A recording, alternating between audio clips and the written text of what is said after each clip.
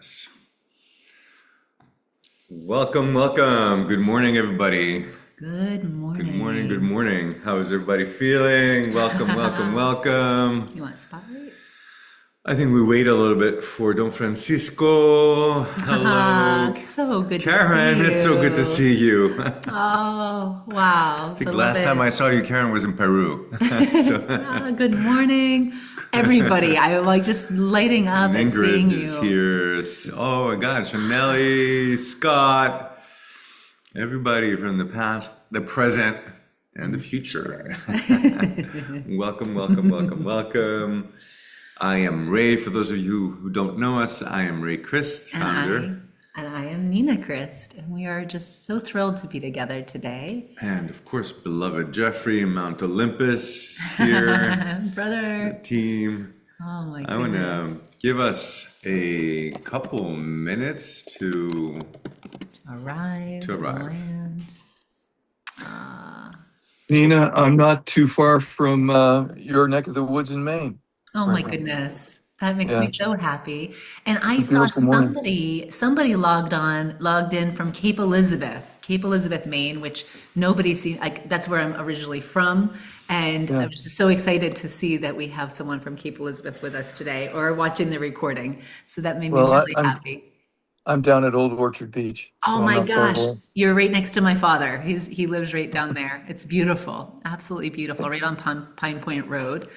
Ah, welcome everybody. I am sorry. I am texting Don Francisco. I'm not getting him back on the Zoom link. You know that shamans step out of time, and especially the qeros that live in the Andean mountains, to get them on Zoom at the right day, at the right time. I always feel like that's where most of the shamanism comes in, is making sure we all arrive at the same time. So he will be here shortly. Okay.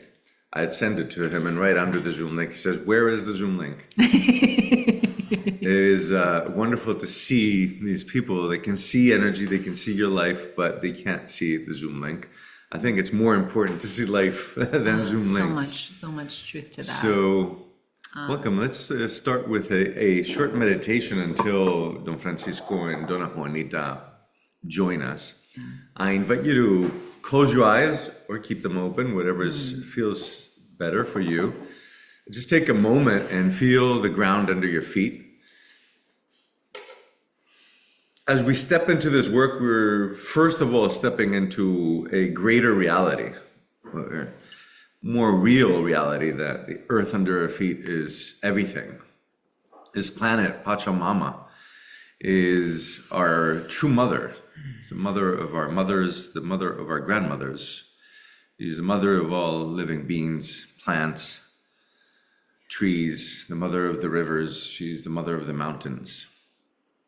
Something we've lost sight of centuries ago, and especially in this last century when life became more abstract through the Industrial Revolution and electronics, computers, and now AI. We're veering further and further away from our heart. Some things are great about it, but in the bigger reality, we're stepping away from reality. So feel you're pressing your feet down on the earth, saying, "I know I belong here." Scoop your tailbone, inviting your navel in. Feel with your next inhale that you're lifting your rib cage up and away from your pelvic floor. Tuck your chin back. Lengthen up through the crown of your head as if your crown is reaching up to Father Sun to receive the beams of light, to reaching up to Grandmother Moon, to feel that sweetness of the feminine energy, the wisdom, the deep wisdom, she who with her silver light gives us so much affection, acceptance, admiration.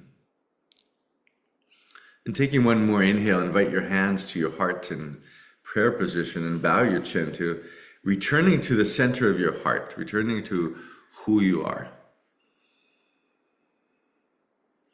If you consider yourself spiritual, if you consider yourself material, if you consider yourself somewhere in between, if you're religious, if you're not religious, all stems from the attention of your heart to the outside world around you. And our beloved teachers, and especially Don Francisco, teaches us that everything at the shamanic work begins from self-love. It's only if we know self-love can we ask for the love we need from others knowingly, what to ask for. Only if we love ourselves can we offer pure love. And only if we love ourselves can we find the string to healing, the path to healing.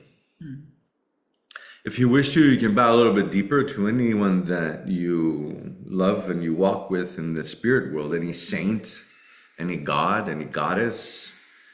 I bow deeply to Christ, to Saint Francis, to Hanuman, to Mother Mary. And I bow to the Jaguar, who's opened this path for us. And gently inhale and open your eyes, rise. Welcome, welcome. We bow to you for being here. Thank you for being here. Yes. It's awesome. I am going to go ahead and begin by opening sacred space, which is exactly what we do. Do you want to try to reach out to Don Francisco? Yes. You keep moving and I've got him. Notice if you know where your south direction is. Finding your south direction. Opening sacred space, becoming aware of our surroundings. To the winds of the south, great serpent Amaru, be here with us. Wrap your clothes of light around us. Teach us how to shed our skin and let go of the past. Tell us, teach us the way of letting go of old wounds, of old trauma, so we can come anew into life again. Teach us how to be connected with Mother Earth as you are always belly to belly with her, feeling her as the living being that she is.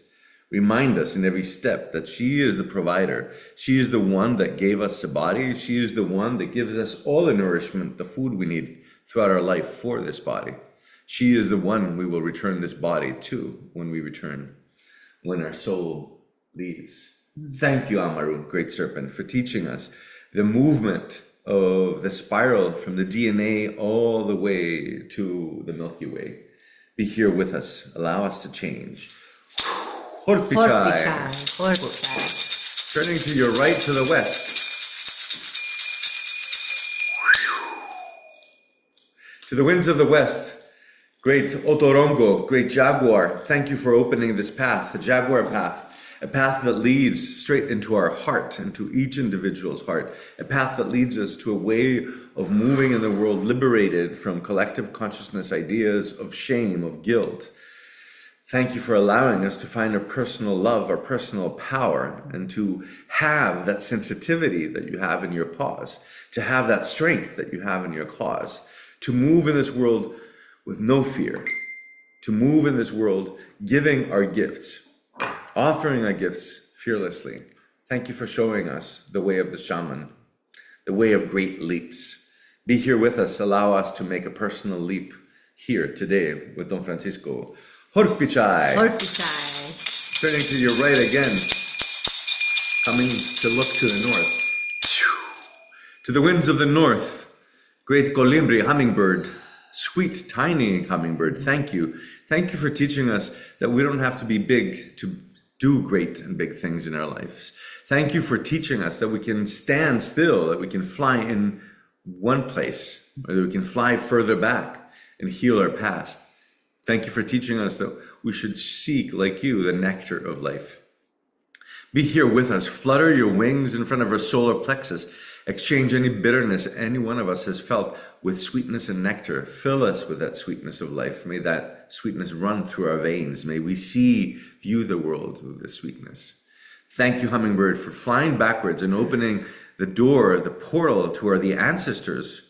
Beloved yogis of India, beloved Taoists of China, beloved shamans of Peru and the world. Thank you for showing us the way to examine, to study the body, to study our own physiology, psychology, and even astrology, giving us the tools to understand what it means to be alive and how we can really optimize our way of being and reach an optimal life full of love, compassion, and offering.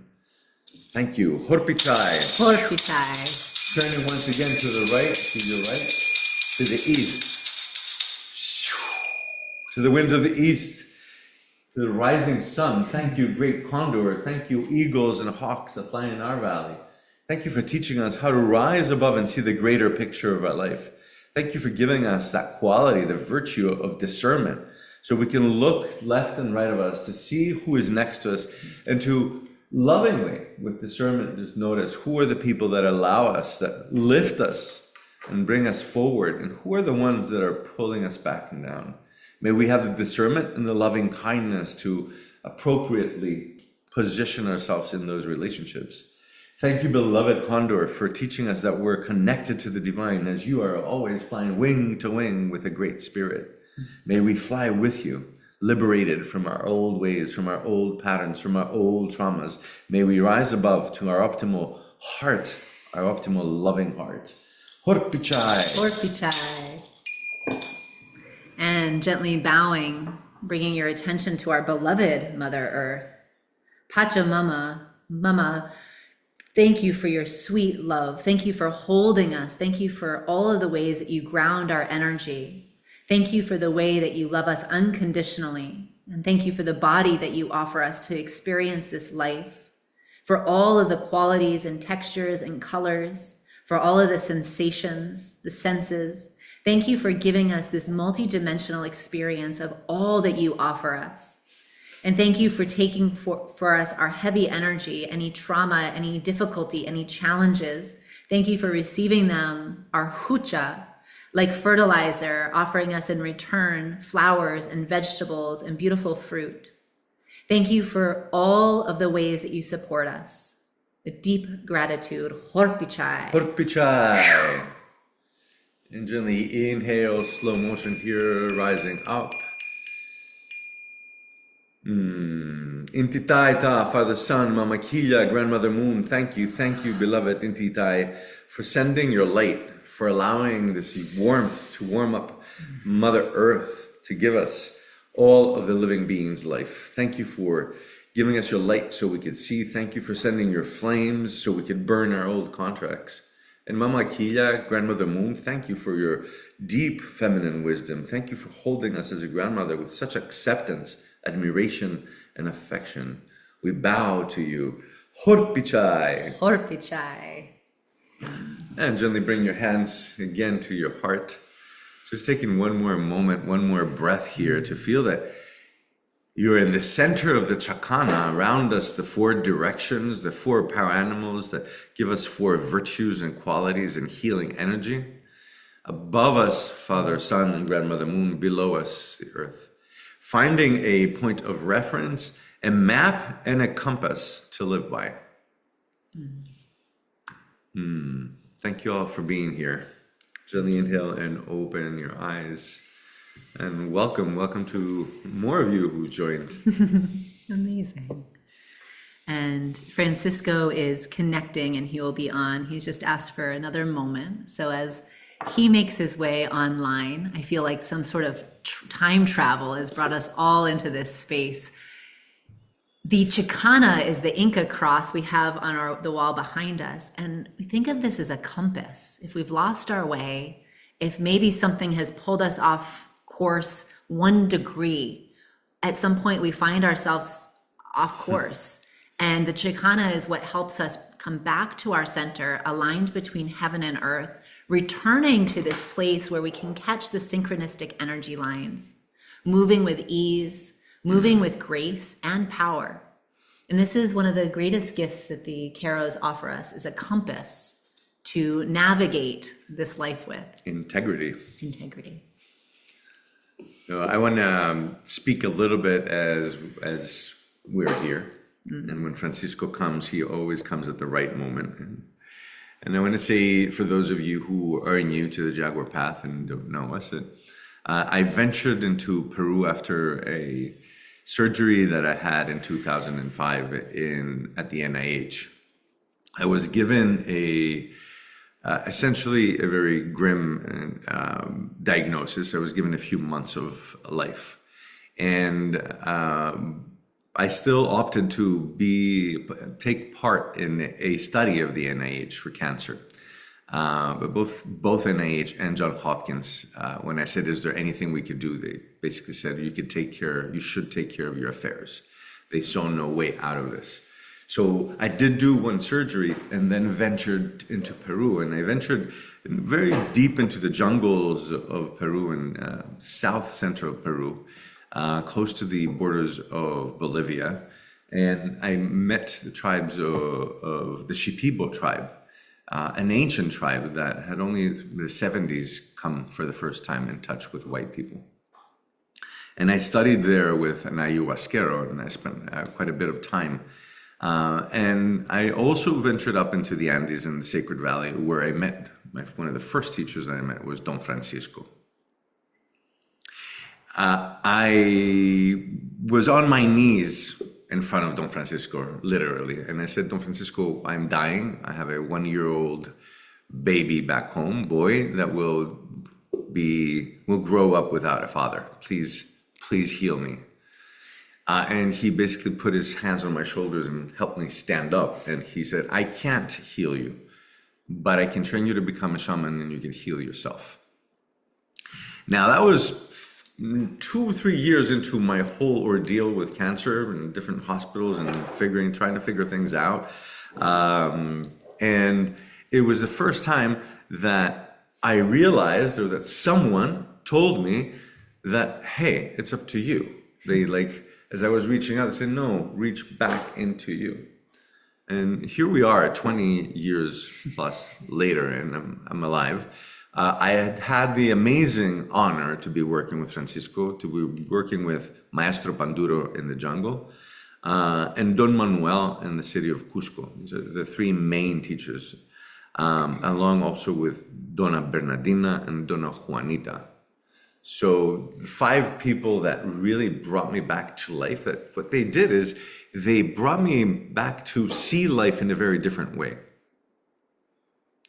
I have to make it, and I feel I need to make it, for whatever reason, really clear that, when I went down, traveled through Mexico too, and down into Peru, when I ventured out, I thought that I was looking for something that was almost extinct, and that it would be tremendously hard to find a shaman, and I was half believing that I would be able to actually find a shaman.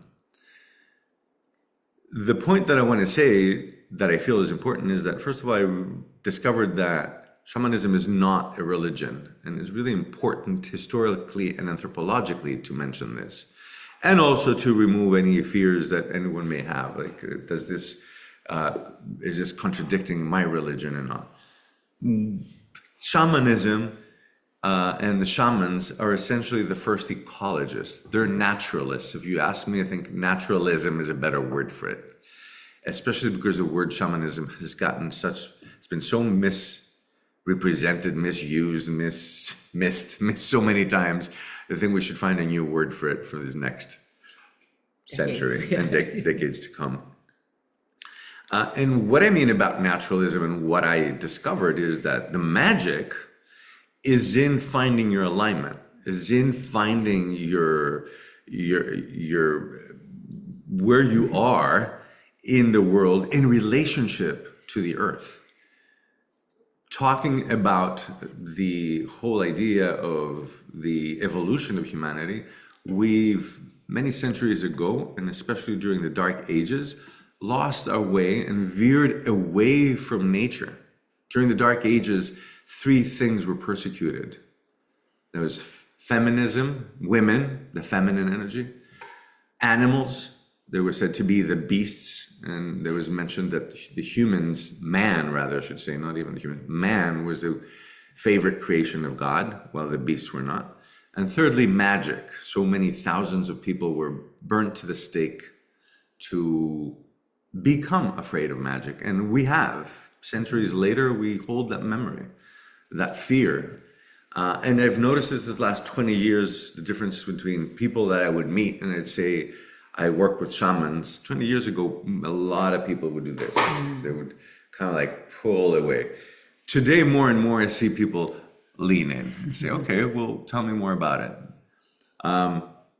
The essence, though, is to understand that the system and why yoga, shamanism, and Tai Chi, we've all aligned these three things together, is because these are systems, ancient systems, before politics or before the greatest politics, which was the Roman Empire introducing this sort of way of governing, which is still alive today.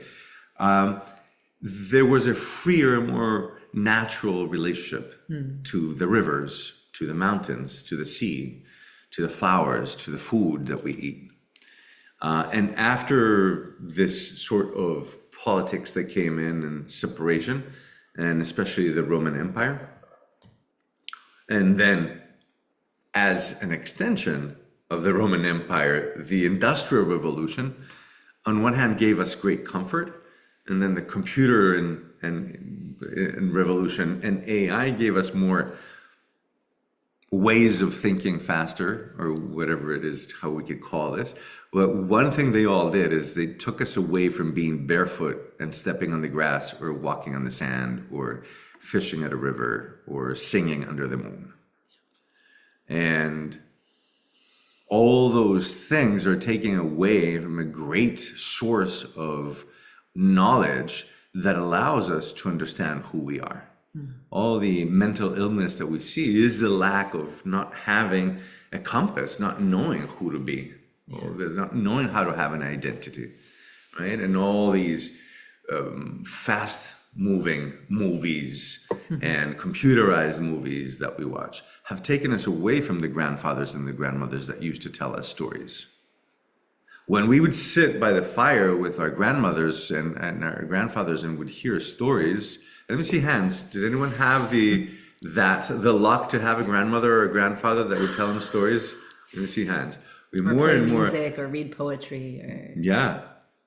That was a human bond that really brought us, grounded us, and allowed us to feel real, and allowed us to know who we are in reverence to the elders, in reference to what is truly around us, rather than more and more living in some kind of an imaginary world in our minds or in front of scrolling, which is just all inside.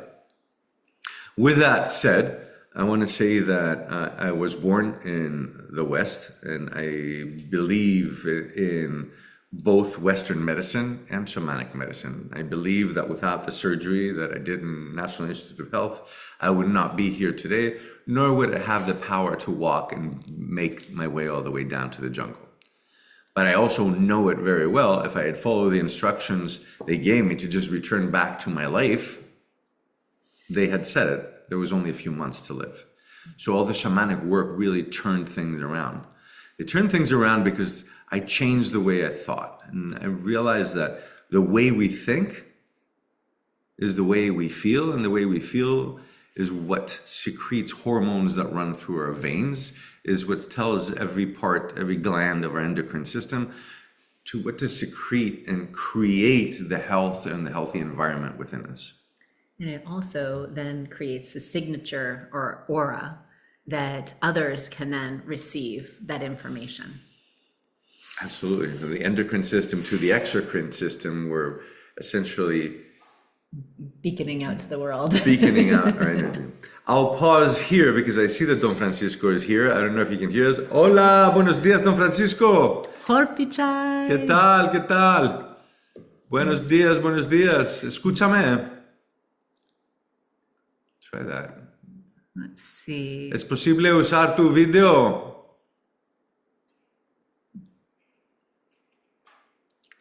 Like Nina said, this was one of the most shamanic things we did to be able to get these people on. Oh, there's two Franciscos now. He has probably one for sound, or we're going to get him stereo. We're going to find out. We're going to be surround system, Francisco. We've got this. We believe in you, Francisco. We're manifesting him. Yes. We're manifesting him. Absolutely. And take your time, no rush, beloveds. I will just say a couple things as we're waiting. Francisco, ¿tú listo? I want to speak to, as we're giving him here the we go. space and time. Oh, he was unmuted. Here you go. Hola, buenos días. Hola, buenos días. Francisco está preparándose un momentito, por favor, se está cambiando y está listo ya, en un momento. Sí, sí, no problema. Gracias. Gracias. What I want to share with you is this way of thinking. I live my life in reference to what other people did around me. Up to 2004, before my diagnosis, I was a fashion and advertisement photographer, with my fame being Vogue covers and Mercedes and BMW bulletin boards across the city of Athens and in Europe. I had a very successful career, but that successful career took me away from that deepest part of my humanity. It took me away in this space where I would work. I would say that 90 hours a week was my minimum, and I was always in the deadlines and always in a closed studio with only technical lighting. I still love that career I had. I still cherish that as a young person, when I was 16, I wanted to be a photographer. For 5 years, from 20 to 25, I was an assistant. All those years were very healthy and very good, and it was a beautiful career. Yet I'm also very happy that this stopped me and allowed me to dive deeper into this exploration of the depths of humanity and the depths of what are our real powers and what is the energy that is around us. What did Einstein talk about? What are the quantum physicists talking about?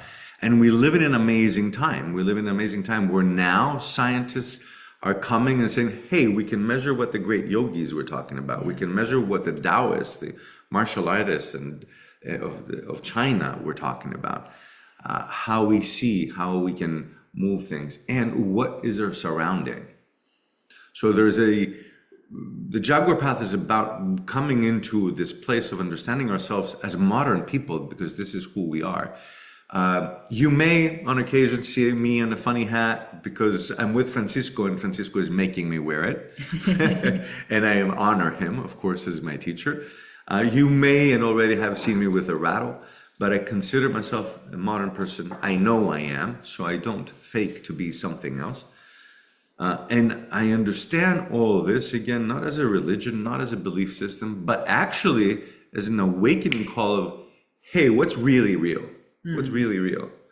And in that what's really real, I have to say is that the NIH and modern technology saved my life, and that's very real. Yeah. And it's important to keep that in mind. As I venture into, say, I will work with medicine plants, I will work with mint and with any kind of plant for my healing. I will work with, at the same time, I will work with the medicine that I might need. There might be a moment that I needed a surgery. I did. I welcome it. There is a moment that I feel that what I am sharing is my own experience of bringing together the reality of the modern world and a wisdom that is deeper in so many ways than the technology. And it refers to the technology of the nervous system, of the endocrine system, of the myofascia, about how and where we hold trauma, how the trauma is informing our mind and our reactions to other people, and how in all of this we get trapped in patterns and in loops of behaviors and of choices of relationships and in choices of lifestyle. Is everyone with me so far? You see hands. I want to make sure that do you ever feel that sometimes we're in a loop? It's like something happened to me as a child, even the things that I remember, something happened that scared me. It's informing how I act and what I do in the world still today, even 50 and 60 years later. Well, and you talk about a successful career, and for sure, successful, but how do we define success? And who determines success? And that's something that the shamans and the Jaguar Path, we talk a lot about, is like returning to your heart, returning to your center, and really choosing from this space of alignment, how we want to step forward. Who do we want to become? What can we let go of? And what do we want to bring more in? And I think that's something that's really key. And I also share, when Ray was given that diagnosis and given 3 months to live, he went on this journey, this hero's journey, this pilgrimage, if you will. And I feel a part of Ray did die. That raycrist is no longer. When we evolve and we step out of our patterns, our rhythm, our lifestyle that has kind of insidiously become who we are from all of our choices and our career and all the dynamics that lead us to find ourselves where we're at. When we start to make new choices, we change. And that's something that's like, we don't dismiss the apparent. Nothing changes if nothing changes, right? And so sometimes we kind of find ourselves right up against it. And it's in those moments that we don't have a choice, right? We no longer have the luxury of time where that dis-ease has come in and made it an urgent requirement, change or, right? And so I think as you share your journey, I know for myself, I can reflect for my own journey. It doesn't look like Ray's, but I've come up into those moments of my life where I've had to make big changes, big choices, really difficult choices and changes that then the rest of your life you're on a new trajectory. And so I feel for each one of us sitting here, feeling into and reflecting, where has that been in our life and where am I at now? What is happening now and what choices, what changes am I ready to make? And maybe there's a trepidation and that fear is really healthy. And yet I always find it's like that the thing that's needed is almost sometimes the last thing we want to do. But as soon as we make that big leap or we make that change, we get to the other side and it's like, oh my gosh, what took me so long, right? Or that big sacrifice you think that you have to make. And then you look back and you say, but that wasn't sacrifice. That was what was holding me back from being me. And that's what now has created this space for this new energy to flow in that's offering me all this nourishment. But I think it's important to have these conversations and to reference this ancient wisdom to say, this is part of being human. This is part of the journey. And we don't have to walk alone. We don't need to do it alone. We cannot do it alone because new beginnings. Thank you, Christina. Because we are, all of us here that have access to technology, which again, I love. And I love it because it can bring the sacred mountain to us, Francisco from the Sacred Valley. And it gives us so many solutions. At the same time, it's taking us away from walking on the beach or climbing the mountain. I want to say that we can't do it alone because either through social media, either through just our nature, we live our life in reference to what others do. There's a deep mammalian mechanism inside us that makes us want to make sure that we abide by the tribal rules. See, back in the day when we were all gathering around fire 10,000 years ago, if we were pushed out of that tribe, and if you find yourself singled out from the tribe in the fire, most chances were that you would perish in the night. A bigger predator will take you. This is deeply rooted in our being. Have you ever been visited somewhere? People come out of our house, and all the houses actually we live in, say, aren't you afraid here? I'm like, there's no people around. We live in nature. There's nothing to be afraid of. But that fear is still deep inside us, and we don't think of it. We basically act on it by living in cities and living in what we call clusters of humans. And as we live in the clusters of humans, without thinking of it, unconsciously, we're also living in reference to what everyone else, we're doing things like everyone else around us because we want to belong. Because if we don't belong, we feel, in some unconscious level, we feel that we will perish. Now, what comes with this work and what I realized is that at some point that collective consciousness that made me be in what I call like the top of the world and an amazing successful career. And again, I'm not dishing any of it. It was beautiful, and I'm really happy I've done all of that. And I would do the whole thing all over again as I did it now. As it worked out, fine. But what happens is that we, instead of living in this place of reference and just being like everyone else, wanting to be like everyone else so we can fit, we realize that we can switch that, or I've come to realize this work helps us realize that we can come into a place where we live in reverence rather than reference. And if you think about it just for a moment, these virtues, even the word virtue is a word that's like sliding away, disappearing from English. People don't use it so much. Mm-hmm. Even reverence, like when you bring that sacred reverence in the relationship to the sacred, I'm not talking about an idea. I'm talking about an endocrine reality. Mm-hmm. Because when you have reverence, I mean, bring it to mind. Have you ever found yourself in a church or a temple where for a moment, everything quietened inside you and you just felt that? It's just even just a sensation of awe. I'm feeling it. It's just a sensation of awe. And it could be in a great river. It could be in a ravine. It could be in a temple. And it could be in a church. That sensation is actually, that physical sensation, the visceral sensation, is actually a restructure of the endocrine system at that moment and what each gland is producing and secreting in your blood flow. And as that now is taking that blood flow, the river of life within you, the blood that's moving within you, that is creating the sense of reality. And that reality, in that reality, our immune system is peaking.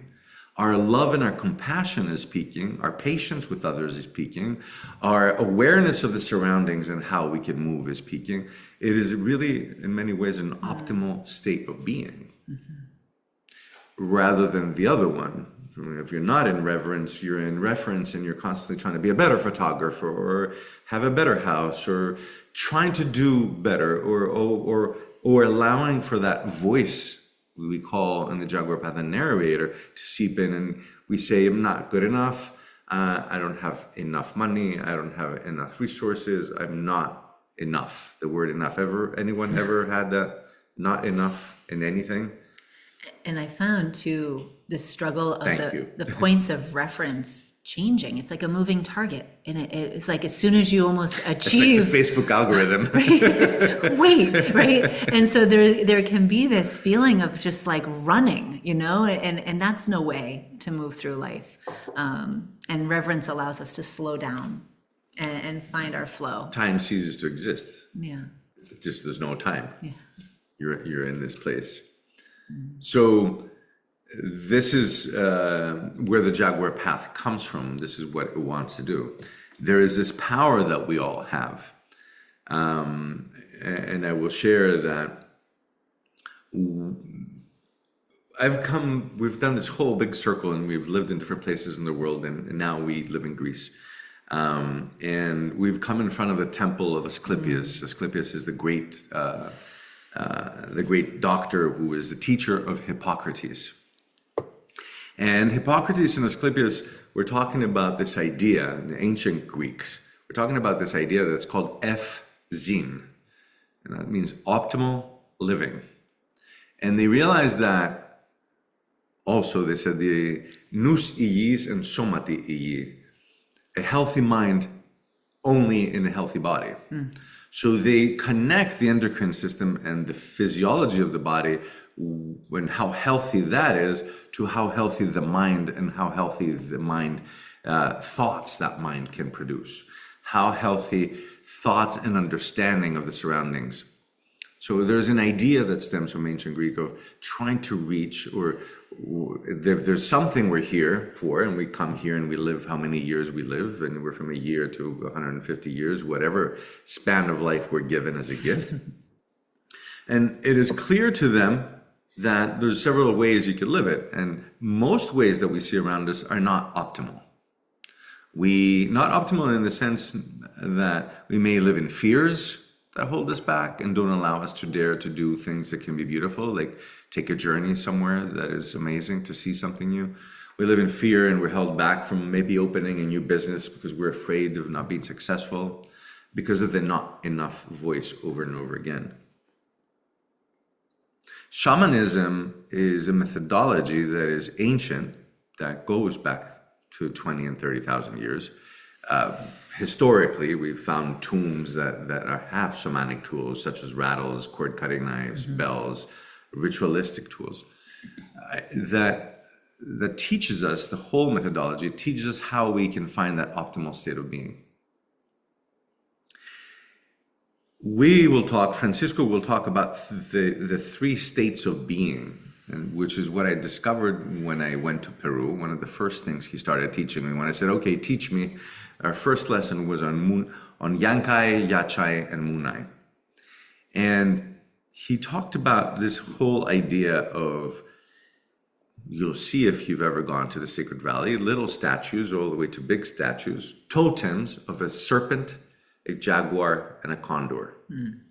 And the representation, as he started teaching me, of Munai, Yachai, Yankai, which is essentially the same, was that we learn through the serpent to let go of the past. We learn tools that can allow us to release trauma. For me, that's deeply psychotherapeutic tools. I've loved and I've studied some, not to the extent that I've had time enough, Carl Jung, who is the great psychoanalyst Carl Jung, who worked with shamans of Africa and actually brought several of these tools to his office and methodologies. So it's an ancient psychotherapeutic tool. We can find ways to actually approach trauma and release them from the body. In contrast to finding what traumatizes us and simply repeating it by speaking about it all the time. Carl Jung and the shamans would agree that that only just digs deeper grooves into the nervous system and the endocrine system. That really digs the heels into the hormonal system, that these are the hormones that I will always produce in my body. I will be fearful, I will be defending myself and always ready for a fight, which is exactly the opposite that the immune system wants, that the whole body wants, that the planet wants. We want a more relaxed human being. The serpent teaches us that. So one of the first tools that we teach in the JaguarPath, the first two tools that we teach in the JaguarPath for serpent is cord cutting, which allows us to cut cords from previous relationships. And chakra illumination, clearing out chakras from a traumatic experience. That automatically is shedding an old way of being, which is really printed, if you want, imprinted, impressed upon, first of all, our myofascia and all the way again into the center of the nervous system and the endocrine system. And these methodologies are amazing because they offer a shift, what I call accelerated healing. They offer practically an instantaneous healing. And I will open the microphone a little later after Francisco talks to some of our JaguarPath students who are graduates, and I see here. Thanks for coming, guys. Awesome. We love you too. We also go into the second 2-month sessions in the 6 months, which is Jaguar. And the Jaguar, as he taught me, as Francisco taught us, as this Inca cosmology teaches us, refers to the mind. And think of a jaguar. A jaguar is the top predator of the jungle. So in other words, the jaguar walks along the jungle. It doesn't matter if it's day or if it's night. It never looks over its shoulder in fear that someone's going to jump on it. That'd be simply foolish. There's no animal that would do that. Would never do that. So imagine that you're walking in life and there is nothing that could ever go wrong. Nothing that could ever be, what's the word, dangerous for you, or threat. Thank you. Nothing threatening. Imagine how differently you would be informed if you had no threat in your life. You're moving and you're making decisions from a place of confidence. And sure, sometimes you have to leap, take a big leap, like 25 feet high, like the jaguars do. Sometimes you have to dive 20 feet into the water, like the jaguar does. There's work to be done, but you're never threatened. You go for it. The jaguar teaches us, again, how to walk in the world with the sensitivity that she has in her paws. Like what's happening here? Is this working? Am I feeling the energy? I'm suggesting, hey, three of us open a new studio and we do something. It's like I have the sensitivity, or we all take a trip together. I want to have that sensitivity of who could do what, which is the right way of doing it, right? No fear doesn't mean to Reckless. be reckless. Yeah. It means to have the sensitivity to read the room, read the situation, and then have the power and the courage that she has in her claws, that the Jaguar says, now I'm doing it and I'm committing. Once a Jaguar takes that leap and commits, there is no turning back. Mm-hmm. And in that part, in those 2 months, we go into power animal work and into ally work. We go into power animal work and into words. Reconstructing words. We go into that. A part of my history also is that I come from an academic family, and I've grew up in conversations and poetry and books. So I love words, but I've also learned through the shamans that words can be very dangerous, because they hold like little bits, like where you put a software program and you write it in your computer, that's put in words in there. And so there's practices that we do, that we get some words, we find some words, and even right now, just think of a word of what you think in your life has held you back the most in your life. We won't do anything with it, although just by naming it, we're calling it out, and as a group, it's beginning to heal it. But think of some words. Is it like fear? Is it shame? Is it guilt? And everyone can have their own word. So we go in, and there's practices that we get those words, and we literally take them apart and rebuild them as new. And that, in the science view of it, and clearly changes neural pathways, changes how our brain fires. So we really, literally, through the training of the JaguarPath, change our mind. We change our mind. And in it all, again, we become more and more clear. We cultivate discernment and clarity. In the power animal work, someone asked me once, chuckled, they said, I was talking with someone about power animals, and someone turned around and said to me, do you believe that stuff? I kind of like chuckled, like it was being sarcastic. And what happens is that people, we all believe in what we see, because we're all constantly collecting information. As mammals that are not on the top of the food chain, we're quite low. We're down in the last quarter of the food chain. We're always very aware of our surroundings. So we're collecting information all the time. And the thing is that now we found ourselves in this place where we're collecting information from Instagram and Facebook.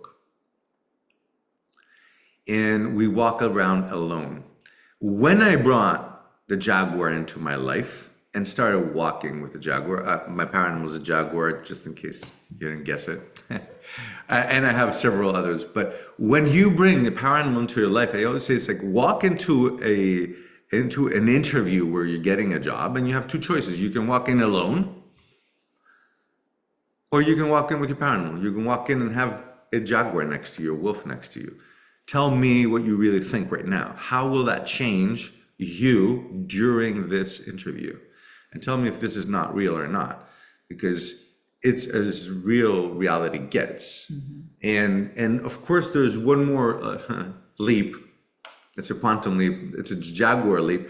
There is, as we go deeper into the power animal work, we also touch into that subject of understanding a little bit more about energies that exist here. The energy of Christ, for example, is very present.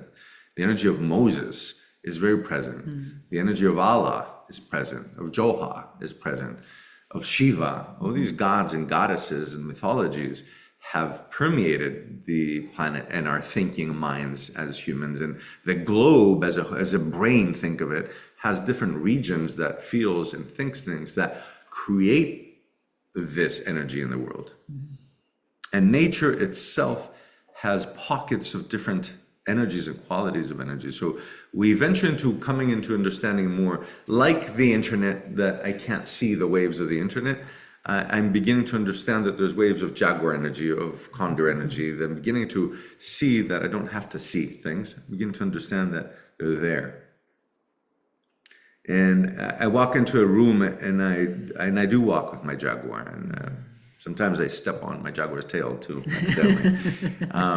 And I feel this is, and I know very well that this has enriched my life and made me more clear and giving me a point of reverence to where I stand too, as a being, as a mammal in this world. And it makes me more real many times in many rooms where people believe in other things that are more abstract than a jaguar or the planet. When things are political ideas, when things are religious and dogmatic ideas, when things are believing in a soccer team, or when things believe they are in like groups of people that were separate against other groups of people. All those are abstractions that really are rooted in fear and separation. Where when you start coming in, when you can make your way out of that abstraction and rather surpass that fear, you begin to feel this beautiful power of the animals around us. When you study, when we talk about power animals, we say, watch documentaries. There's no documentary we haven't seen. We've run out of documentaries. All we do, and it's deep shamanic work, like learning. We've learned so much about patience, about sweetness, about kindness, about being. There is no other mammal other than the human being that destroys their environment. When a lion kills a zebra, it's actually helping clear out the DNA of illness or of weakness. It's a part of making the zebras stronger. It's not a part of like, oh, we're the lions, we kill zebras because we hate you. There's no hatred, there's no abstraction. There's an abstraction rather that is of a divine plan, not of a human short-sighted plan. The last 2 months of the 6-month training, when we go into Condor, we rise up into that discernment. And Condor, we said that serpent is the body, Jaguar is the mind, and Condor is the soul, it's the heart. And when we rise into that, we learn how to open sacred space, we learn about fire ceremony, and we learn about that connection that we have with the divine. That in so many ways has become I don't know if dogmatized is a word, but has become secular. It becomes you have to become a part of a club in order to be able to connect. And I know this very well from my personal also experience, that when I was first diagnosed, the first few days, coming from a very academic family, we were a non-religious family. It was very spiritual, especially after the years that I also brought that into the home from my parents, from my whole family, in essence. But one of the things that happened is like I realized how alone I was and that I couldn't pray to anyone. I felt the need to pray, and I couldn't because I didn't belong in religion. And I've had several people along the way that were very helpful. But really, as I was there in front of Francisco, as I was there in front of Manuel and Dona Juanita, Bernardina, they brought me into spirit. They brought me into understanding a greater spirit, and that understanding that I'm always connected to spirit. And, we go into even to Spanish, inspira is like a spirit is what you're inhaling, a bigger understanding of what spirituality is. And when I went into the hut of my beloved teacher who passed years ago, little did I know, and I'll speak about him for a second. Maestro Panduro was chief ayahuasquero in the jungle.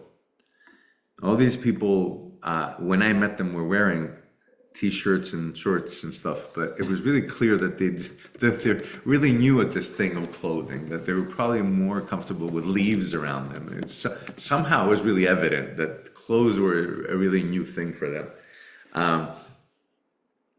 But there was a second time that I was with him in the jungle, that when the first moment I met him, because I took a plane, then I took a boat, then I walked. It took me a very long time, days to get to this place, I can't even call it a village, this place where there was some huts. And I fell on my knees because, again, I was caught by fear. I was caught by the remembering that they told me in the NIH, yep, we might have gained you a few days with this, but you're not going to survive. So there was desperation, definitely, that would overtake my nervous system and buckle my knees. So again, in front of the second person, I told them, I'm dying. Please help me. And Maestro Panduro, because he's a jungle man, is a little bit different than Francisco.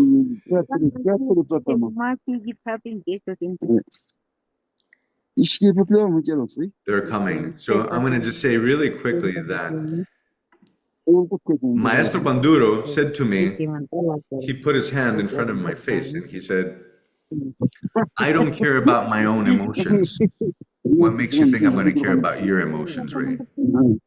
And at that moment, I was like so surprised and understood that I was in the wrong place. So I stood up, I wiped my tears, and I'm just looking to the way to how I'm going to get the hell out of that jungle and out of that place. And as soon as I did this, and I was like getting back into my full power, he then grabbed me by the shoulders and he said, okay, hermanito, my little brother, I see now you're ready. Let's do this work together. And I learned so much about emotions, and I learned so much about love and the strength of love, because this man was love. And this man that was love told me, I don't care about your emotions, because he pointed out to me something I didn't know, that sometimes emotions come to take over the ship, and they're not really you. They're not really helpful. They're not helpful. As he taught me, as we learned chemistry through learning plants and working with plants together, he taught me that emotions of sadness, of fear, of anger are acidic emotions, and they feed cancers. Where love, compassion, forgiveness, empathy are alkaline emotions, and they create an environment in the body that is good for the mitochondria to work, that is not conducive to cancer, and that really brings the whole immune system back. Francisco. Buenos dias, buenos dias. Buenos dias, buenos dias. Hola, hola. I think they're having some technical issues. There's something happening. And now I'm surprised now of how we've done it so many times before, but it's not surprising that they can't. I'll call him. Yeah. Thank you, everybody, for your patience. Again, this is what we're doing. We're bridging another reality. Like Francisco told me of his story of when he was, I want to say 22 years old, when he saw for the first time electricity and when he saw a car coming out of the mountain. Hola, buenos dias. Buenos dias. Buenos Hola. días. ¿Qué tal? ¿Es posible tú usar la cámara?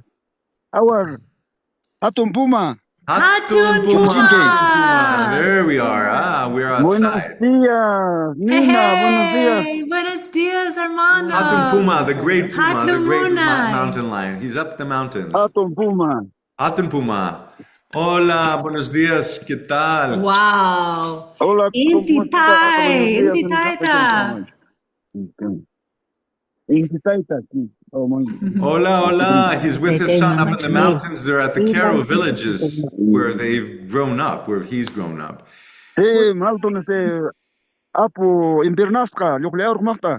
Beautiful. He's up in the Apus, the sacred valleys, going to make offerings. Ah.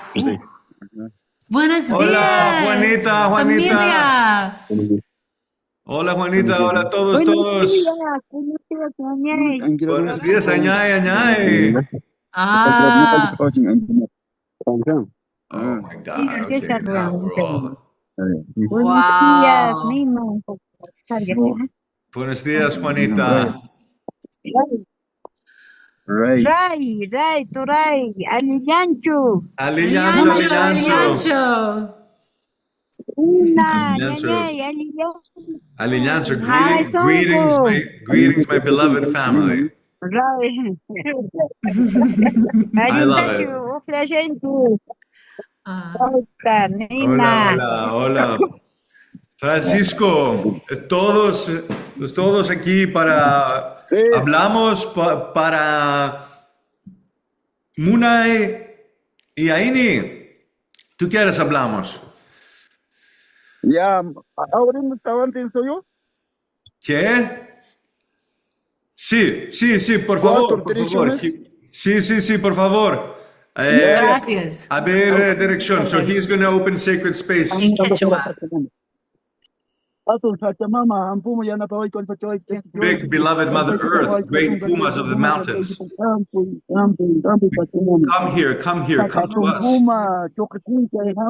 Great puma, great condor, come to us. Bring us the great mountains that give us great power. Hot Pichai!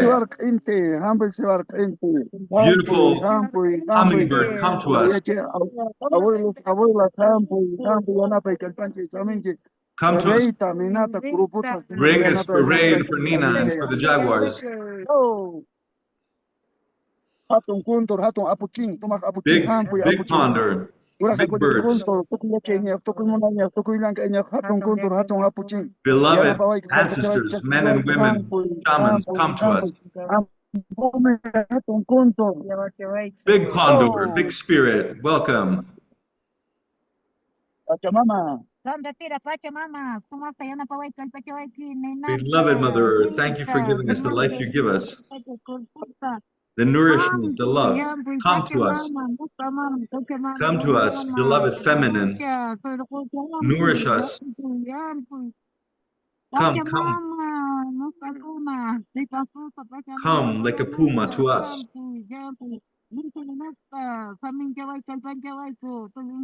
Come, come and give us the nourishment and the medicine we need. Horpichai!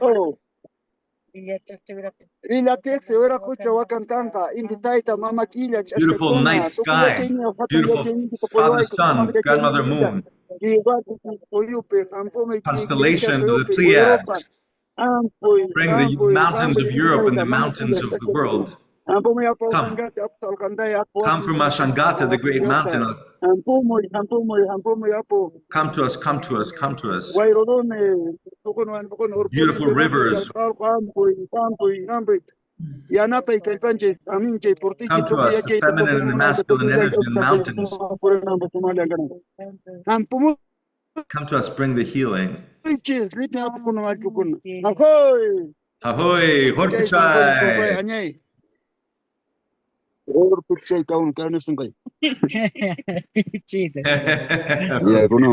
Now we're all present.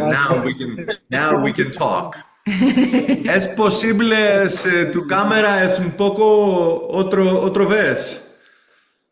Un poco para aquí, cámara, sí, un poco próximo para Francisco.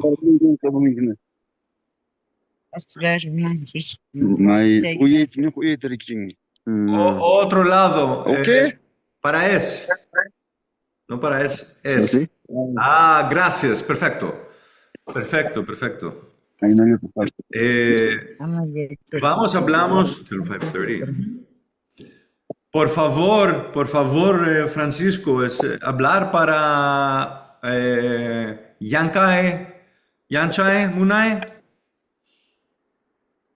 Ya, primero Yache, ¿no? Sí. Primero hablamos Yache. Ok, primero Yache. Gracias,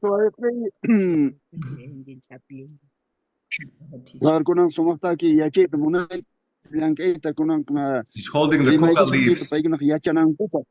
The coca leaves are the sacred plant of the Qero people who live at 18,000 feet. Chewing coca leaves helps them dilate the capillaries in the brain and have enough oxygen in their brain and in their body. He's sending blessings again to the mountains that connect the mountains of Peru with the mountains of Europe and Ray and Nina. Ray and Inajo, we have our Quechua names. ¿No puedes voltearlo la cámara? No quiere la voltear la cámara. Okay. Un poco próximo para ti, Francisco, la cámara, un poco próximo. Bring the camera a little. Yeah, gracias. Beloved feminine ancestors and masculine ancestors. Yache es sabiduría, sol, luna, estrella. Todos estrellas, mamacoto. Yacha is part of ourselves that is connected with the stars, is connected with the ocean. It's our Todas body. sabidurías, junto a Apuchín. It brings us closer Hay to que aprender we learn from it. yache, aprender yache. Primero, saber yache.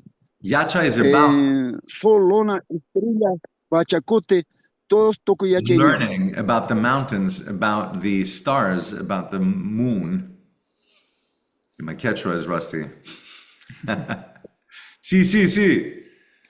Yachai. Apo ausangate, apo alpantay, apo asentón, apo chasta, tuku yachenio, hatun yachenio, para compartir todas personas, todos alumnos, todas We're still personas getting blessings. mayores, menores, Watch this. todo. He's sending from the great mountains blessings to each and every one of us that are here. Watch, my Western mind wants to learn the information. He's still giving us energy and not what we're looking for, because we're looking for something that's not as important as getting the blessings. Sí. Hatun kuntur, hatun apuchín, hatun sebarkenta, tuku yachenio, todos compartir, todos tuku yachenio. The great condor spirit, the great hummingbird spirit, they all come to Yachai. They all come to your mind. They teach you. They are the great teachers that teach you to change your mind. Sí. Let him go. Ari, más habla para usted, más explicar. Usted. Okay, he wants me to explain. So, es igual. So, Yachai is the mind and is wisdom. The more we cultivate wisdom, the more we learn from the stars. We learn from astrology. The more we learn from the mountains, from the ways of the condors, the ways of the hummingbirds, we're informing ourselves, we're educating ourselves, and creating a mind that can think with clarity, with discernment. Not with intellect, but with the energy. Okay, vamos para Yankai. Munay. Munay. Okay. Tukuy munay niyo, corazón. Este es tukuy munay niyo. Hatun tukuy yachenio, tukuy munay niyo.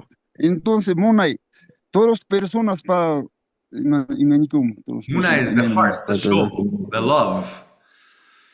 Se pa personas o esposos o hijos o It's todas what you personas feel. pa munay. It's what you feel for your son or your daughter. Todas familias munay. All the family. Todos pampa misayo. All the Pampa Pampa misayo, alto misayo, agua. all the shaman healers. Together they create the great. Queremos. Oh, We want everyone to be together, to be united. todos tukuy munay niyo. Munay, todos munay va a recibir para ustedes tukuy munay niyo. The great love is what serves us all, what serves you individually and what serves the common cause for all humanity. The soul, because we all in a soul level exist together as a family. Sí, perfecto. Ya, tukuy munay niyo. Entonces, munay siempre abrir tukuy munay niyo. Todas personas quieren munay. So simply that Munai is the great love, and it's that love that Christ talks about, that Buddha talks about. And that great love is not that emotion that we want to feel from my grandmother or our husband or wife. It's more than that love. It's the big love that makes and holds everything in place. The big love that Christ and Buddha and Francisco are talking about, the ancient ones are talking about, is that holds the stars in place and in rotation, that holds the earth in rotation around the sun. It's the relationship between the sun and the earth. That's the love we talk about. And when you hook up to that, you become part of the universe. Your heart, your soul deeply knows it. When you hook up to that emotion, to that understanding rather, then your heart, your soul is more present rather than your personality. Your soul, who you truly are, is living in relationship to then your son, your daughter, your mother, your father, your husband, your wife, and everyone around. That is what connects us all.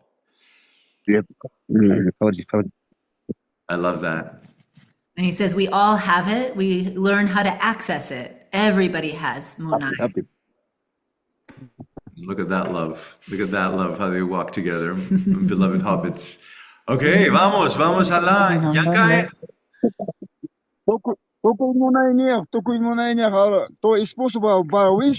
The big love that you have for your wife, like this. That's the big love that permeates everything, brings life. That brings the children, brings life into circle. Munay pampamisayo, munay automisayo, munay kurakakulik, The munay love that the hampi, munay Palmamisaks, the first hawa, munay rights you munay. receive as a healer, the Alto Messiah, the higher rights you receive as healer. And the lineage, all of us that are connected as bridges, as ambassadors of Mother Earth. Okay, everybody turn your... Yana toku yankainio. Ahora comenzamos toku yankainio, trabajo, yankainio, Pachamama. Van para Yankay. Pachamama, todo yankainio. He's showing now Mama Laura. Simona, María Show up Mandilla, next. bueno Mandilla, Tomás Mandilla, Mama Simona, Mama Ojlo, Sonea Mujia, toku yankainio. All these are Pachamama, the mother mountains that he's referring to. The big mountain puma. Chucachente is the big puma, the black pumas and the jaguars in the jungles. We talk about how some of these mountains provide the stuff that we're made of, the elements, right? The molecules that we find from Earth, the mud that makes who we are. Sí. Todos Pachamama, todos árboles, agua. Everything is Mother Earth. All the trees. The water, the jaguars. Entonces, Everything has a body.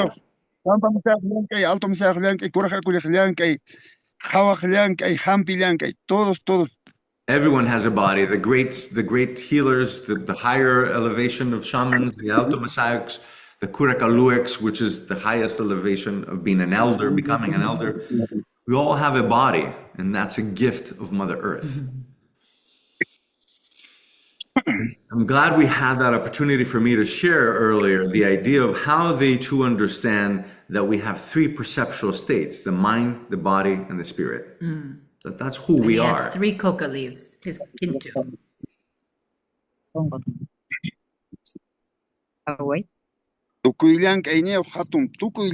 Trabajo. Vamos This a body we trabajar use hospital, to work. chakras, todos caminar, todos tokuyankaineo. We all have this body. We all have to work. We all have to walk in life. And we walk with this body. And this is where the body for me becomes a divine vessel, right? The reverence to that we have this gift, right? There's no, oh, I'm not tall enough. There's like, oh, I am everything, like everyone, like the great shamans, like the great earth, the great mountains.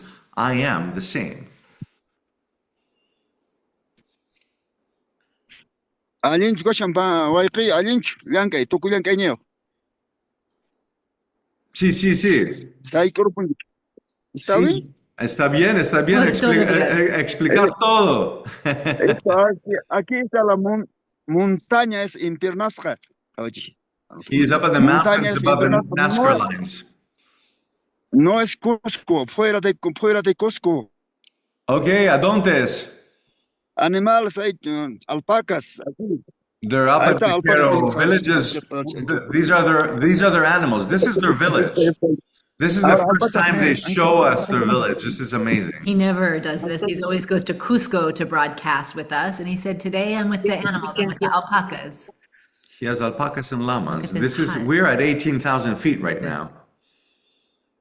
And if anyone... Esto es altura de 4,700 altura. Sí, ¿cuánto? 4,700. I can't understand, but I want to say 4,700 altura. 4,500 meters, which is 18,000 feet. Sí, 700. We can't survive there where they survive because they're doing coca leaves. Muy bueno aquí.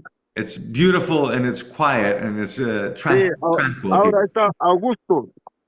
Tucuyancañez, todos trabajan aquí Augusto. Siempre necesita el Pachamama para Everyone comer. works here during August. They all come back to the village because Mother Earth wants them to be there and help her. Vamos a explicar un poquito para Aini. Ya, Aine. Entonces, Aine ahora es Aine, todo. Sachamama, Puma, Ente, Cóndor, Huascarinca, Pachacama, Pachacote. Todos Aine aquí conectar. Aini, which in essence is one of the Conectar oldest, todos. which is one of the oldest Quechua speaking. There is this from South Mexico all the way to Patagonia and all the islands of the Caribbean, Jamaica, were all Quechua speaking people. There was more than 120 million people that were wiped out by chickenpox from the blankets that the Spaniards brought. So either by sword or by chickenpox and other diseases that they brought, 120 million people disappeared. This is the biggest genocide of the planet that is not known. And he talks about Aini, and Aini is reciprocity in a correct relationship. Those days, going back to 5,000 years ago, he would be, the elder, would be the lawyer for Mother Earth. If someone wanted to cut wood 5,000 years ago to build a house, they would have to go to him to ask permission if they're allowed to cut the wood, the trees down, what they were going to use them for, and what they would give as a thank you back to Mother Earth before they would cut it. So he says the mountains, the lions, the tigers, all the animals and all the people and all the stars are connected. We can't move and do things without asking permission. And that's the disconnection I'm talking about where we live today, right? Cause and effect. Yeah. Ok, vamos un poquito para una benedicción, por favor. No. I'm asking you, so we come to a closing, to give us a blessing. Please open your palms to the camera. Living apukuna malkukuna inkakuna hambomuitis yanapai kalpanche saminche portiji ancestors, men and women of the past. Europapi kuna kaya yanapai kalpanche saminche lipin ke na kunata escuela de Jaguar, escuela de Puma kuna yanapai saminche kuna saminche. The path that takes us to our heart. Beloved Lord, help us to find this way. Bring in Nina, hato bendición, suma bendición. Living historiantes, todos los historiantes, todos los participantes. Bendición, hato incari, hato collari. Tokuya cheñef, tokuy monañef, tokuy yancanef, hato bendición. Suma bendición, bendici saminche, portici. Hampuy, no campan de los pies. Gracias. Hampuy, no vaya calpanche, saminche, portici, hampuy. Tokuya cheñef, tokuy monañef, tokuy yancanef, hampuy. Kalpata koy hatong bendición, suma bendición. Bendice inti taita, mamaquilla, chachkakuna. Inti taita, hampo inti taita, mamaquilla, hampo, tokuya cheña, tokuy monaña. Pampa misayo, auto misayo, pura calculia. Blessing all the shamans of all levels. Hampo, bendice saminje, liping historian, liping cristiape. Hampo, raita, hampo, nina, hampo, calpanje, saminje, potiquia. Ya chaita, monaita, lian, kaita, koy, soma purinamba, soma lian canamba, hampo, atun calpa, soma calpa, hampo. Peruano, I think. Hampuy, orpison, koi, añay.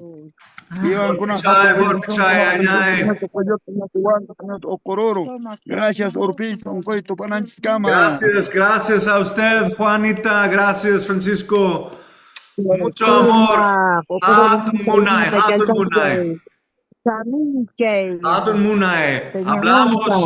Hablamos mañana.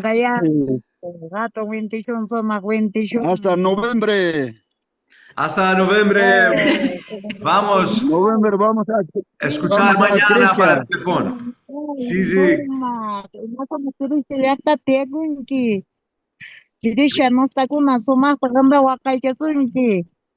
The feminine mountains calling one after the other.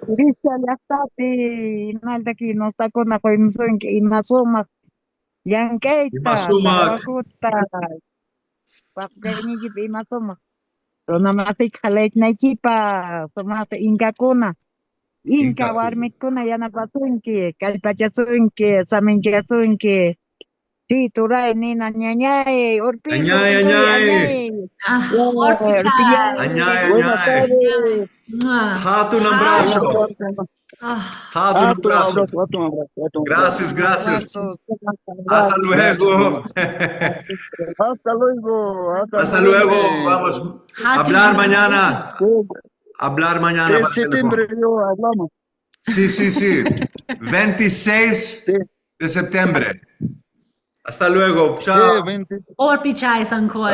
Bueno, Chao, chao. yo septiembre, Sí, sí. ah, sí, septiembre yo, Ok. Europa. Vamos, gracias, gracias, gracias. Buenos días. Sí, septiembre. That's only that, right? Buenos días, buenas tardes. Buenas Buenos tardes. días. Buenas tardes. And then coming back here to I gotcha. us. What a blessing. I'm buzzing. I don't know if I you, know. I don't know if you could tell by my face. I can see your face too. I know. Wow. Okay, that talking about a blessing. Wow. Let's just And take a I just want to moment. take a moment, continuing to feel the energy arrive. I'm going to open it to questions, but I do want to take just a few seconds to that just was invite you to close your eyes and feel inside you, realistically grounded, if there's a sensation of shift, any visceral shift that you're feeling inside you by this meeting.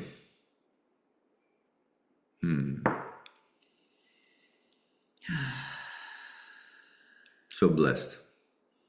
Thank you, thank you, thank you, Francisco. All right. Yeah, I'd like to open the space, beloved ones. I'd like to open the space if anyone has any questions that you'd like to ask. Or comments. Or comments, anything that you'd like to share. I'm just feeling the stillness or possibly movement. Receiving Did I a see- blessing from the elder and the sacred space.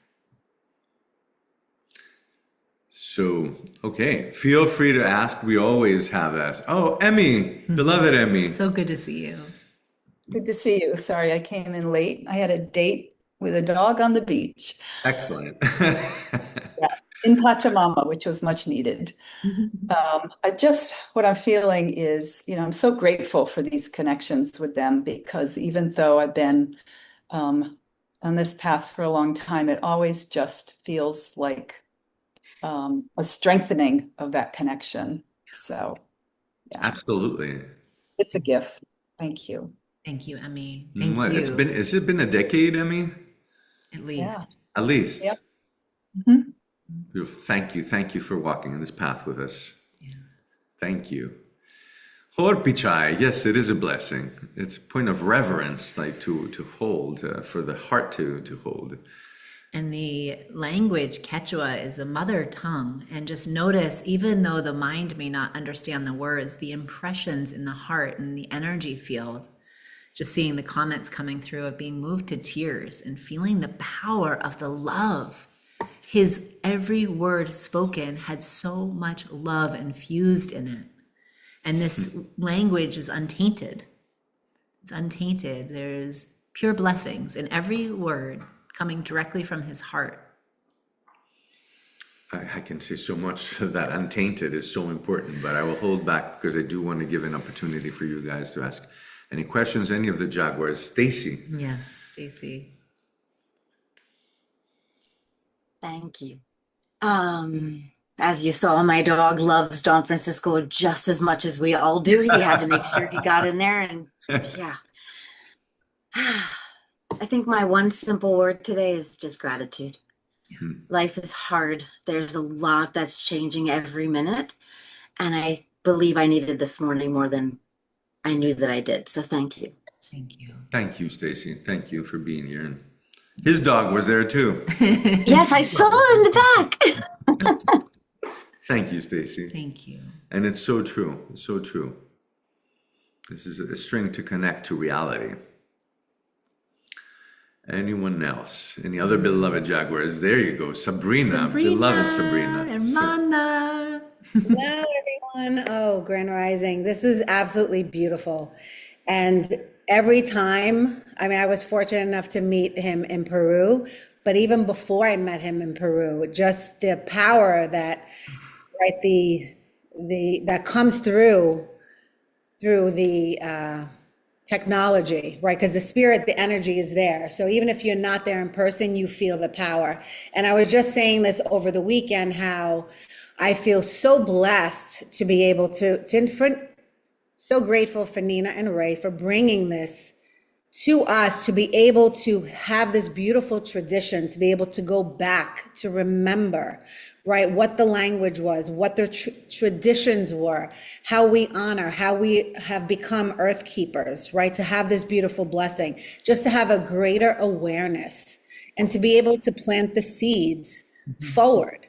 So it's just absolute honor. I am so honored and bow in reverence to be able to do this work and to be able to have the privilege to be able to pay this forward, the teachings forward. So thank you.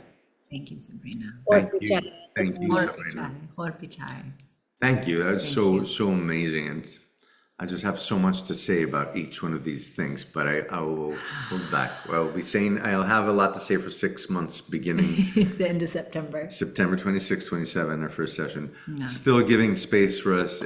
Anyone that is new here that'd like to ask any questions. Ingrid. Beloved sister Ingrid. Yes. Let's see here. Okay, can you hear me now? Clear. Okay, wonderful. I'm just in gratitude, beyond thankful for this opportunity. And not only because it's the first time that I met Don Francisco and I had the chance to really talk to you guys live, but I also have this beautiful couple who are my mentors and spiritual guides and who actually were students of Don Francisco, and those are Terry Stout and Rosa. And I asked them to be here today, and I just having their presence in here and having you, Ray and Nina, and then having Don Francisco, for me, I just like, you know, beyond. Thank you so much. I cannot express how I feel because I'm just so excited that I'm glad we are honored right now. But so I just wanted to recognize my beautiful friends and family, Terry Stout and Rosa, and my new family and community that I'm just having right now to really see and to commune with. So thank you. What a blessing. Ingrid, thank you. And wow, I'm so glad your mentors are here with us. Welcome. Yes. And they actually got married in Peru, and they were at their ceremony. They were actually married by Don Francisco and Doña Juanita. You know, so I think Terry. We really are family. Yes. I love that. Thank you for sharing, Ingrid, and thank you for your presence. If there's anything you guys would like to share, please do. Terry anything from your experience over the years of working with the qero people. Yes. Please, Terry and Rosa. Thank you, Ingrid. We were fortunate to be married by not only Don Francisco, but Bernardina and Umberto and Berna. Dona Berna in the Temple of Marai 24 years ago. So that was the beginning of our journey. And we're still on the path. It's a beautiful path. Yeah, it is absolutely a way of living. Yeah. One thing that just popped up for me, I just want to throw this out, is that I'm not a big fan of the word shaman. Because it's been misapplied, misused, misunderstood. I prefer the term chakuruna. Chakuruna. So you've been in the jungle. So you've been in the jungle too. No, we were up in the villages, up in the high country. But that came from Jorge Luis Delgado from Lake Titicaca. He considers himself a chakaruna, which is a bridger. Yeah. Beautiful. portal to the other world, bridging the heart and the head together. So it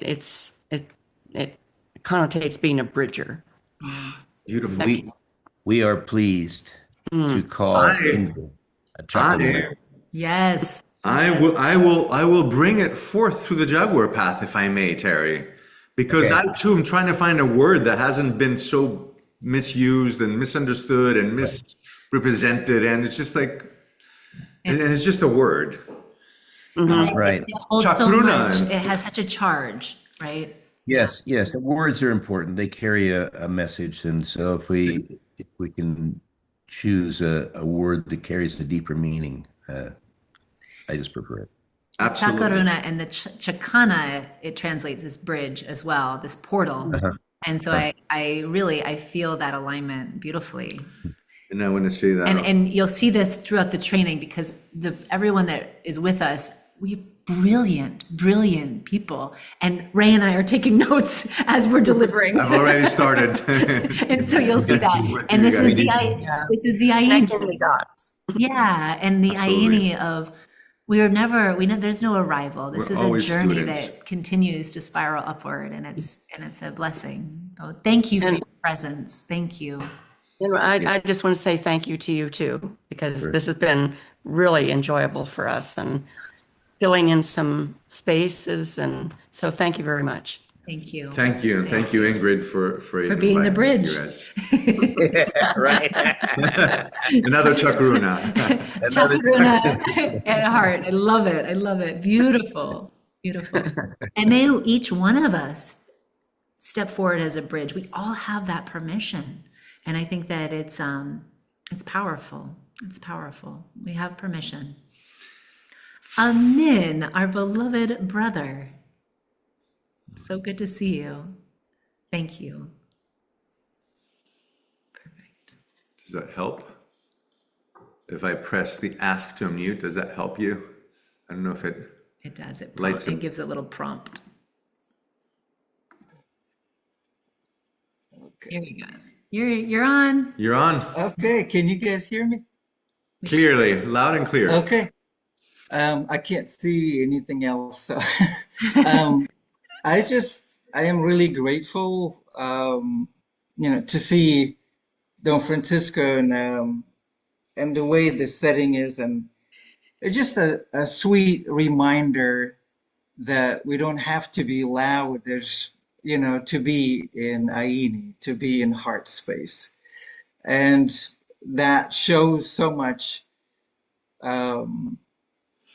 That subtlety and just chill way of being in our life, and to be in heart space, and to show that the importance, like a lot of even spiritual communities, everybody is so busy and loud talking about, what they do and how they are. And when you see all the natives, I mean, it's such a beautiful sight. I mean, they're just so just chilled, and that's the beauty of that. And I think it's a really sweet reminder to rest of us, to be humble and to stay in that grounded space. And it's not about being showy. It's just truly stay in the heart space and to be the heart for the world. So I just wanted to say thank you so much that you guys being a bridge between these beautiful worlds.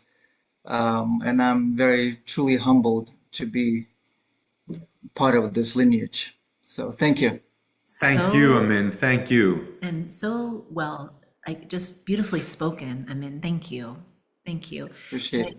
And that's one thing I admire about our brother Amin, is your words come directly from your heart, and it's just such a gift. Thank you. Thank you. Appreciate it. Horpichai. Horpichai. We have a change of plans. We're going to stay for another 4 hours. No, I'm just kidding. We would love to, but we will respect your time and the schedule we presented.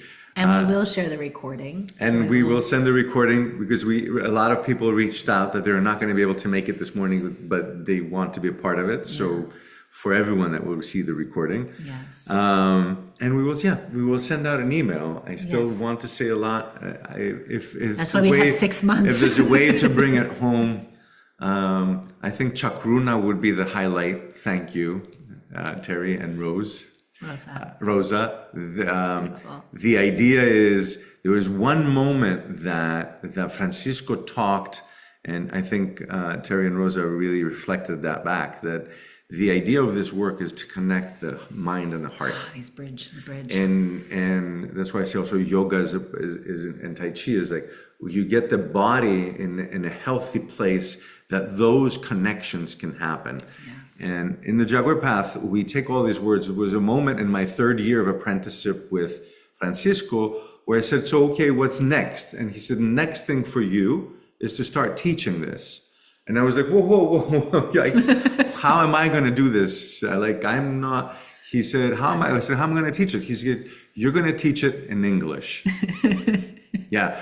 Terry is laughing because he knows Francisco's humor. He said, you're going to teach it in English. And I'm like, okay, what does that even mean? So it took me a second, and 20 years. And the idea is that I bring forth what I've come to realize, and being a part of this collective conscious, that science is now coming to a place of understanding what the great shamans, the yogis, the Taoists have been talking to from centuries, from millennia ago. And it's now kind of like persuading this logic brain that has been torn away from the earth and from the feminine and from that love and compassion. And it's about this understanding, this logic, quote unquote, is now coming back to heart. And it is even the scientists at Heart Math talk about, where is that heart mind live and how can I come to be this way? And in our teachings, we bring forth the understanding of the chemistry and the electricity of the body, and the understanding that I can either live in the back of my body and my adrenals, what all schools talk about. And one statement is that most of us live in the adrenals and the amygdala and the back reptilian brain. We're in fight or flight, surviving, catching up with the next bill or the next problem, etc. Where enlightenment or clarity or love, compassion, expanding consciousness, chakruna, is to bridge that, to come forward, to live in the prefrontal cortex and the heart. Empathy and patience. And to live in empathy and tolerance. Patience, empathy, kindness. Intuition, kindness. You look at someone and you see them and you have the time to listen and you have the time to have that, beyond compassion, have respect from the first person to the last person, from the richest to the poorest. The richness really comes into exactly what I feel like my brother Amin referred to, like to see these people and how genuine they are and how real they are. I doubt many people that have millions or billions of dollars now, which is a silly abstract idea really, that they're anywhere close to being as happy and as complete. I doubt it highly. I see confusion and lack in all that. Dissociation and lack. And may we all sit on beloved Mother Earth as the high priest of the Andes does. He showed us this is the place. He was sitting on the earth, and that is our greatest gift. So if you have time today to get outside, take some deep breaths, extend love and gratitude to the trees, to the flowers, to the herbs, to the earth, to the stones. And during our training, we'll share more about, we work with the stones, we work with the kuyas, and we build a mesa, we build our medicine bundle. We'll share so much more about this. Welcome to the family if you're new. If you've been walking with us for years, thank you for your presence. Before we close, let's just take a moment and feel your alignment between heaven and earth. Feel yourself in the center of the chakana, the compass, this bridge. Let your eyes soften or close and just feel the next breath flow in through your nose and release with an audible sigh. And take a moment to feel this sacred pause, this blessing, connecting with the medicine of Mother Earth, this ancient lineage that you have been invited to be part of. You are one of the beloved children of Mother Earth. And a nice full breath in, inhale. And as you exhale, gently bow your head to your heart in deep reverence to the wisdom of your heart, this portal to the divine. And then slowly rise. And we use the word Horpichai multiple times today. It means thank you from our heart. So if you wouldn't mind to unmute, we will Horpichai in full hear all of you saying Horpichai. Chaos as Mother Nature is, diversity. See you very soon. Horpichai, Horpichai. Horpichai from the coast of Maine. Horpichai.